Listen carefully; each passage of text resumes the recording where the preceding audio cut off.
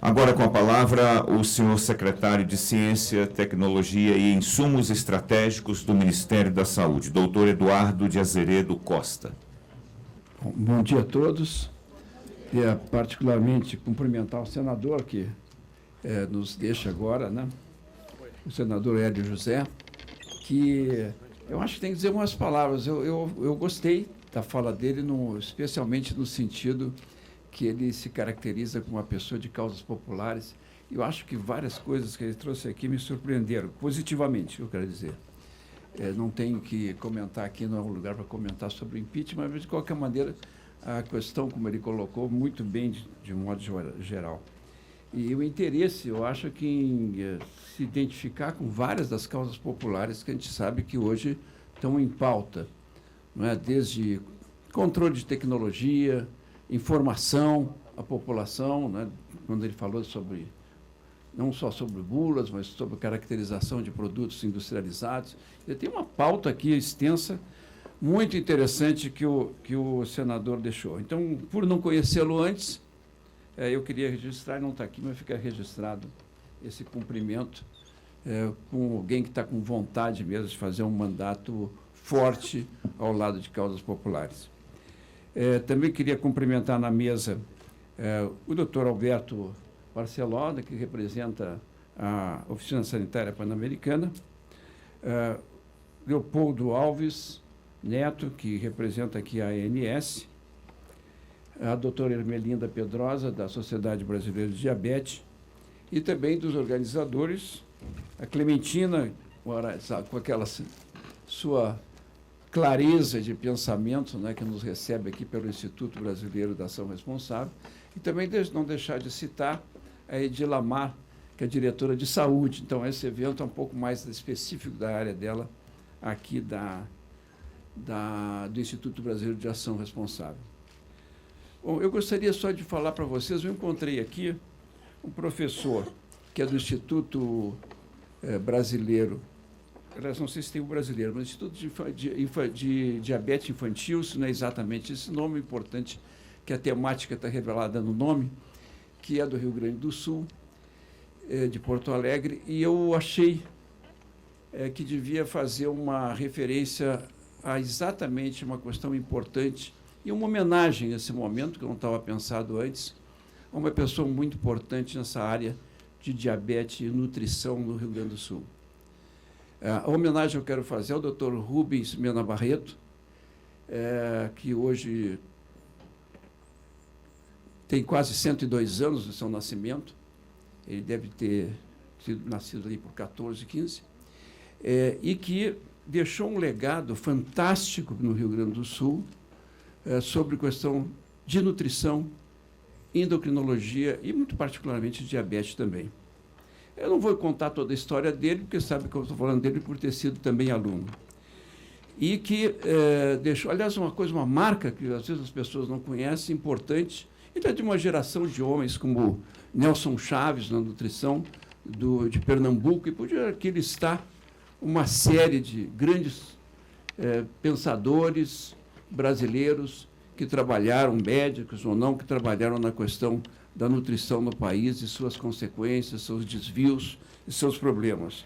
Mas a homenagem a ele é porque ele faz o primeiro livro, em 1939, e ele ainda é estudante no último ano, ele faz o primeiro livro no Brasil que se conhece sobre alimentação e saúde, junto com uma nutricionista da época, então, que era Joaquina Muniz, que é um livro clássico, claro que não existe mais, né? Só se consegue buscar em algumas bibliotecas, e que dá, na verdade, todos os princípios que nortearam depois o desenvolvimento da questão da alimentação relacionada à saúde, relacionada ao bem-estar das pessoas. Então, essa homenagem aqui registrada por pioneiros. Quem seguiu o doutor Mena Barreto foi o Luiz Varo Duarte, no Rio Grande do Sul, com vários trabalhos depois, também dessa área, que desde o crescimento infantil, pela medida, comparou escolas da periferia, por exemplo, com escolas das áreas mais ricas de Porto Alegre, mostrando que várias das medidas de crescimento representavam risco nutricional só pelas medidas para o perímetro cefálico, etc. Então, foram pesquisas pioneiras mostrando os efeitos, inclusive a constituição física da população, mas também nos marcadores. Quer dizer, nós sabemos depois, por vários desenvolvimentos, que o estado nutricional das crianças, inclusive dentro do ventre materno, determinam algumas propensões, vamos chamar assim, aos desafios que vêm depois. Então, é mais ou menos assim, é uma programação que é feita no sistema metabólico da pessoa, porque ela recebe certos tipos de nutrientes de uma mãe desnutrida, por exemplo, ela vai ter uma programação adaptada àquela situação. Ao encontrar o desafio depois na vida adulta, quando ela começa a encontrar um outro tipo de alimentação, que ela não fez a sua formação metabólica, começa a ter uma série de problemas. É uma teoria clássica, importantíssima, desenvolvida na Inglaterra, estudando gerações, na verdade, de ingleses. Que mais ou menos as gerações têm diferentes propensões, não só com questões genéticas básicas, mas com a programação que é feita no ventre materno pela nutrição. E nisso está a diabetes. Entre eles, foi demonstrado em doenças cardiovasculares, em diabetes várias, como se tivesse uma programação para a diabetes 2 também, feita já dentro do ventre materno. Então, são coisas que a gente lembra nesse momento, quando esse desenvolvimento, na verdade, do conhecimento sobre nutrição e as causas de doenças crônico-degenerativas. E isso a gente tem que meditar um pouco, às vezes, sobre a importância dos programas todos de preventivos materno-infantis, de um modo geral, para que o futuro, né, das gerações futuras, tenham melhores programações, digamos, né? E, aliás, é muito interessante que o trabalho também da pessoa que eu homenageio hoje, o Dr. Mena Barreto, é que ele também, embora tenha sido médico clínico e trabalhado, né, tem um consultório daqueles que chamavam Medalhão, no Rio Grande do Sul, ele não deixou nunca de trabalhar como o gerente, o diretor lá do programa de merenda escolar da Secretaria de Saúde do Rio Grande do Sul. E também pioneiro nisso, numa programação, na verdade, de alimentação escolar, que fez escola lá no Rio Grande do Sul também, estabelecido pioneiramente lá com essa visão. Aliás, uma visão que eu queria dizer aqui, porque não tem por que não, que ajudei a contribuir um pouco sobre isso, quando lá no Rio de Janeiro, eu tive a oportunidade de trabalhar com o Leonel Brizola, com o secretário dele, e quando nós fizemos o programa do CIEPS, com a nutrição toda programada, que vinha desde antes do programa, vendo o complexo da toda a nutrição infantil como uma medida não só de justiça social e preparação para o futuro, mas não só intelectual, quer dizer, através da educação, mas também física. Então, esses programas que no Brasil nós temos que levar adiante, né, que são programas mais completos de uma política pública mais abrangente. Isso eu não estou deixando de falar nisso, porque a questão fundamental que todos já marcaram aqui, o senador marcou, da questão que é básica de podermos trabalhar com a prevenção para as gerações futuras e até também a prevenção na vida adulta através de medidas dietéticas e exercícios, etc. Mas a gente tem que considerar que essas coisas não são tão simples assim. É apenas uma introdução que eu estou falando, tão simples. Eu até ia brincar com ele, se ele estivesse aqui, sobre essa questão da escolha. Em certos temas, as nossas escolhas são amplas. Em outras são determinadas, socialmente determinadas. Nós não temos escolha, muitas vezes. A gente tem uma segunda opção, talvez, em um outro momento, de muito difícil possibilidade. E a questão que a gente não leva, às vezes, em conta é a questão da saúde dos trabalhadores. Os trabalhadores brasileiros, de alguns setores, vivem cargas de trabalho e de transporte que não permite pensar. Não é só um senador que não tem tempo para fazer exercício. Não dá para pensar em fazer outra coisa se não chegar em casa para dormir e voltar para o trabalho. Então, nós temos condições para fazer isso, um programa realmente saudável, para criar uma população diferente. Nós teríamos que trabalhar muito mais além de só preceitos que a gente faz educacionais, mas ajudar a transformar as condições de trabalho, as condições de acesso, é tudo que o Brasil tem que ver pela frente. Então, isso é uma abordagem genérica para falar que a gente, quando vai falar em alguma coisa mais tecnológica, a gente não pode esquecer disso. E como não pode esquecer o que eu digo da questão do que eu chamo de tecnologia social, que, em última análise, tecnologia social é educacional, são todos os processos que a gente conhece também, de participativos, porque a pessoa, ao participar, ela consegue ter a concepção, a consciência de que ela pode transformar o mundo e, assim, ela se transforma junto. Então, os processos que o Brasil tem tentado trilhar e, por isso mesmo, a gente defende com a tecnologia social primordial é a democracia. Esta é a primordial das tecnologias sociais. É como é que a sociedade se organiza para poder escolher seus dirigentes, para poder fazer com que as coisas tenham uma estrutura adequada, porque sem lei, eu queria chamar a atenção de um ministro da Saúde me ensinou uma coisa, a gente às vezes é meio anarquista, né? Mas ele me ensinou uma coisa aqui. Sem lei só há voracidade. Os grandes comendo literalmente os menores. É a lei da selva. As leis criam o convívio possível e a possibilidade de avançar. Então, é no respeito às leis que são construídas democraticamente que a gente tem que assentar as nossas decisões, que são as decisões que podem levar a avanços progressivos cada vez maiores. Então, eu pontuei essas questões porque, quando a gente entra num assunto como diabetes, tem uma tendência, como eu teria aqui, de falar em problemas mais específicos do tratamento da diabetes.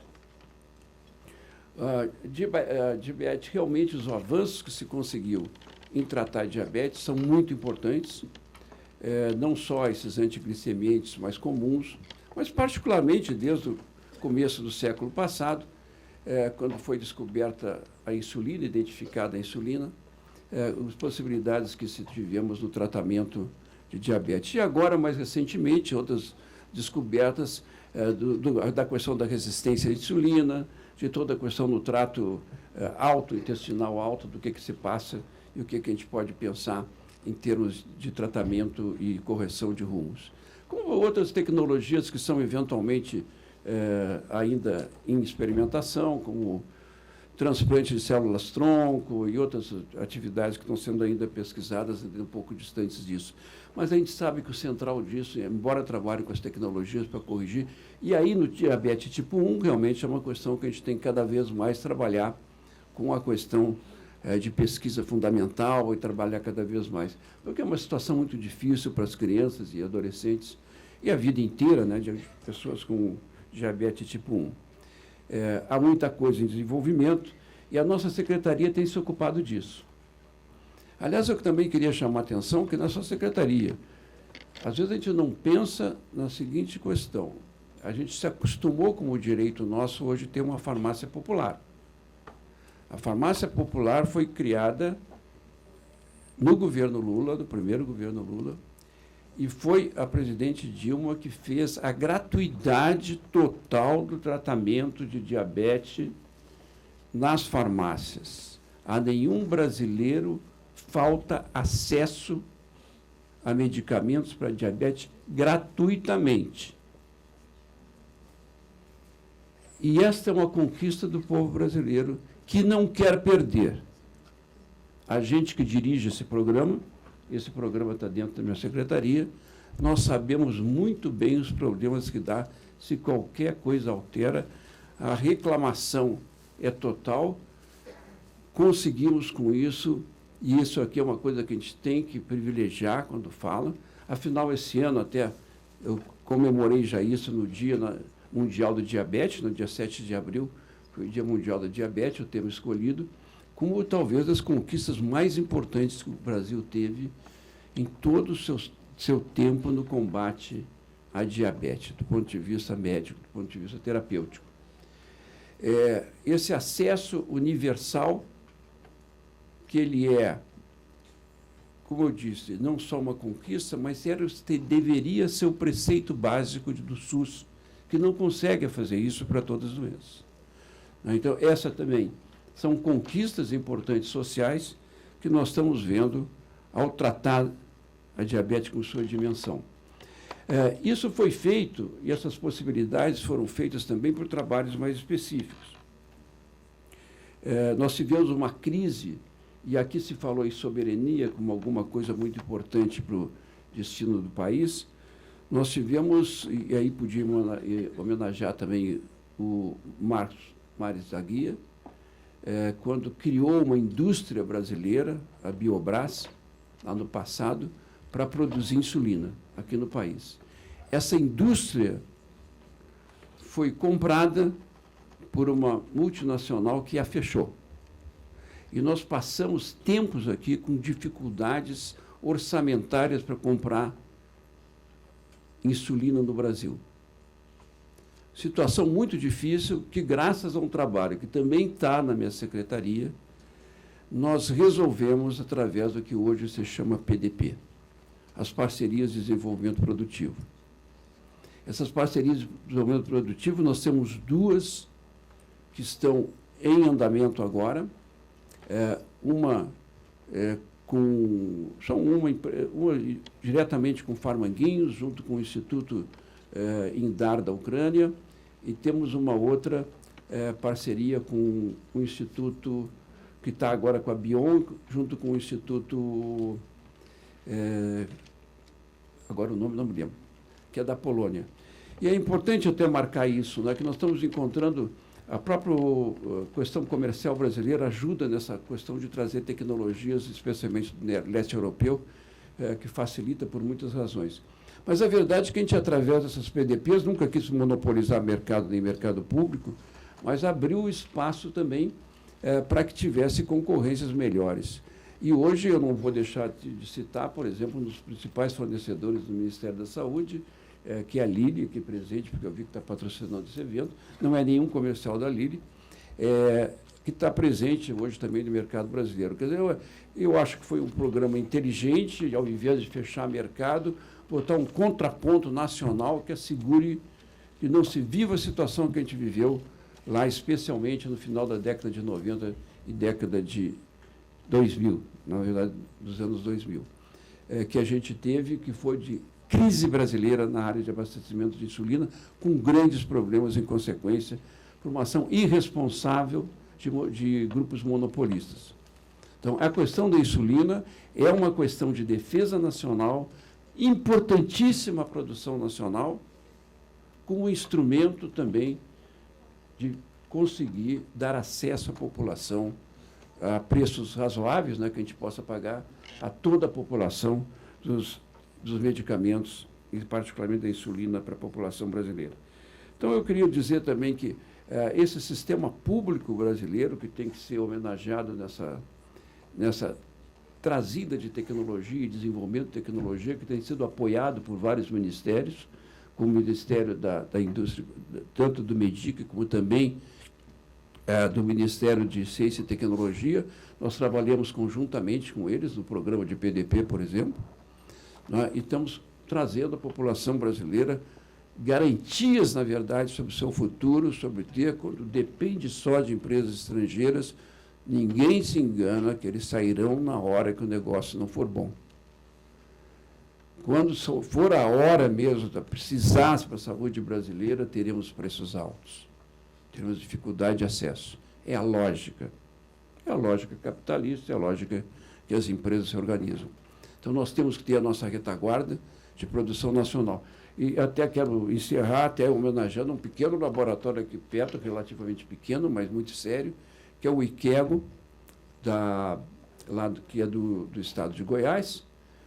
O IQEGO agora também está produzindo, inclusive, as fitas para diagnóstico de hepatite, a preços muito baratos, pode disponibilizar para os estados para poder acompanhar todo o tratamento. Bom, é uma notícia que eu queria dar para vocês, uma breve passada das atividades que a nossa Secretaria e o Ministério da Saúde, como um todo, faz para poder atender a população brasileira nas questões aí de mais de acesso à insulina e os outros produtos necessários. Muito obrigado.